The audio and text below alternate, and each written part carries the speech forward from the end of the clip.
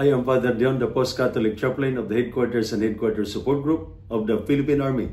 And this is Salita ng Diyos, ang ating gabay. Today is Tuesday, September 16, 2025, and we celebrate the memorial of Saint Cornelius, Pope, and Saint Cyprian, Bishop. Pope Cornelius and Bishop Cyprian lived during a time of persecution when many were afraid and some even abandoned their faith. Yet, these two leaders stood firm, faithful to God, courageous in service, and compassionate to the people entrusted to them. Today's memorial and the scriptural readings remind us of leadership with integrity and faith that endures. The first reading, taken from the first letter of Paul to Timothy, chapter 3, verses 1 to 13, tells us of a call to integrity. Saint Paul outlines the qualities of a true Christian leader: serious, not greedy, faithful in marriage, and able to manage his household well. This shows us that leadership is not about title, but about integrity. For soldiers, this rings true. Rank alone does not make a leader. A true leader is measured by character, by how he serves, how he keeps his word, and how faithfully he fulfills his duty. The Gospel reading, taken from the Gospel of Luke, chapter 7, verses 11 to 17, reminds us of compassion that brings life. In the Gospel, Jesus encounters a widow who had lost her only son.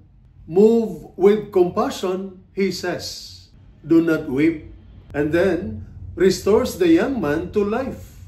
The people exclaim, "God has visited His people." This reveals the heart of true leadership, not cold authority, but compassion that restores life.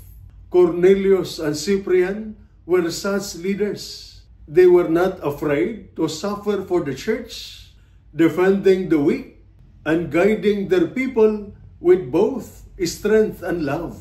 And so, for us soldiers, this reminds us that leadership means discipline and integrity, but also compassion. A good leader is strong in mission, yet never forgets the people he serves. For families, this reminds us that true strength is not only in providing, but in loving, through patience, forgiveness, and carrying each other's burdens. For all of us, this reminds us that faith is not just for times of comfort.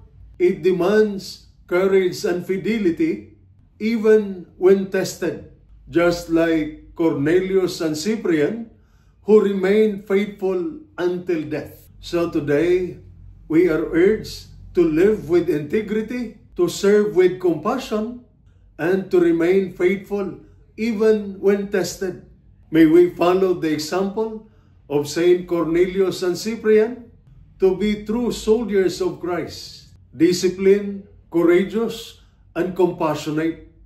Then others may look at our lives and say, "Truly, God has visited His people." And this is Salita ng Diyos, ang ating gabay. Let us pray. Almighty Father, we lift up to you our soldiers and their families. Grant them courage in danger, strength in weariness, and hope in times of fear. Protect them in every mission, and bless their loved ones who wait for their safe return. May they remain steadfast in faith, faithful in duty, and shining witness of your love for the nation. Through the intercession of Saints Cornelius and Cyprian, we ask this through Christ our Lord. Amen. And may the Almighty God bless you and your family, the Father, the Son, and the Holy Spirit. Amen.